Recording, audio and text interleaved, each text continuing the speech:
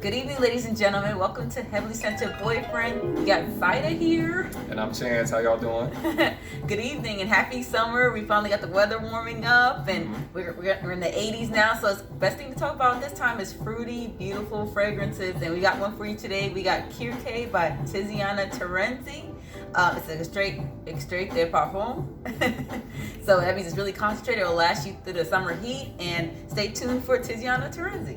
Yes, sir. And ma'ams. Now we'll talk about the notes and some background information about the inspiration for the fragrance. So Chancy's going to take care of the notes for us. Like what we got here. So for our top notes, we have a little bit of passion fruit. We have some peaches and raspberries. We have some cassis, some pears, warm sand. The middle notes, we have lily of the valley. And for our base notes, we have heliotrope, sandalwood, vanilla, patchouli, and musk. That sounds beautiful. Fruity. Let's have a look at this beautiful bottle here. Gold and black. Kirke, this is how it's pronounced. we went ahead and researched it. And Kirke is actually another name for the goddess Chantsy. So we'll kind of read the inspiration for the fragrance according to the fragrance house. Chance, take it away. All right. So we have an enchanting place. It's found just south of Rome. Today it is a natural park, but it's still characterized by a landscape so rich it takes the traveler's breath away. Walking along the ancient paths means being immersed in the sinuous scents and resounding recollections and memory, like a mermaid song or the melody that the goddess Chantsy used to attract her victims, which we learned about in the Odyssey by Ulysses. This is a magical and sensual perfume that is like the goddess that inspired it.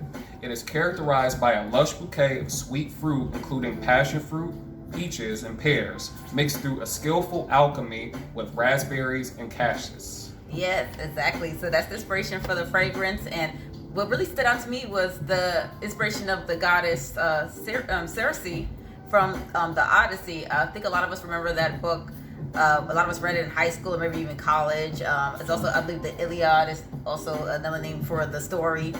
So this is the time where Chantsy is a goddess. She's a sorceress who was exiled to an island.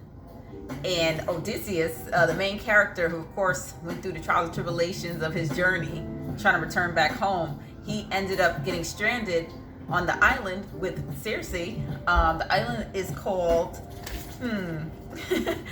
you go ahead and take it up. It was Ia. Yeah, Ia. Uh-huh. Yeah, exactly. I feel like I'm not saying it right. AIAIA. I know, right? Exactly. So he got stranded on this island. So when you think about an island, you think about tropical fruits, don't you? So you get that in the very opening of this fragrance. You get the passion fruit, the peach, black currant. So very fruity, rich opening. And then middle notes, you kind of get the floral aspects, right? You also think of flowers when you're in a tropical environment. And then the base notes is a deep, sensual woods, vanilla. So that kind of gives you the idea of something romantic or sensual, right? Almost like something you can wear at night. And if you kind of think about it in the story, Odysseus was stranded with Chantsy, but he also conceived a child with her. So obviously that means some kind of romantic thing was going on, the tropical island. So that's the inspiration for this fragrance. And I really found that interesting because you kind of get a sense of that. And one of the notes in the fragrance also warm sand. You think of an island, you think of sand. So this island is a mythological island. It's a mythical island. It was made up by the author. So you kind of can imagine the island the way you want to. I'm sure the book actually had a description for it. I think it was like a lush oasis. But it's a really good point. And I happened to spray some of this on myself earlier. Now, when I initially sprayed it on me, I got more of a pear, more of the top note of the pear. But the longer it stayed on me, I started getting more of a spicy scent and more of the passion fruit and cassis. So as I smell right now, it's very spicy on me now. I'm smelling less and less of the pear and the peach. I never really got too much of the peach scent, but really more of a spice. I'm getting more of the spice and cassis, if anything. You know, so that's the great thing about these fragrances. They are unisex, so it's really interesting because this is my fragrance, in part of my collection, and because it was unisex, I figured I would spray it on my boyfriend, and it turns out really different on his skin. On me, it's really fruity and peachy, deep, almost like a oudy fruitiness to it. A very nice night fragrance. I honestly would wear this out at night dressed up, but when my boyfriend sprayed it on, you don't really get as much fruitiness. You get the fruit, but it's not like this, like Bath and Body Works body spray or Victoria's Secret. It's very, very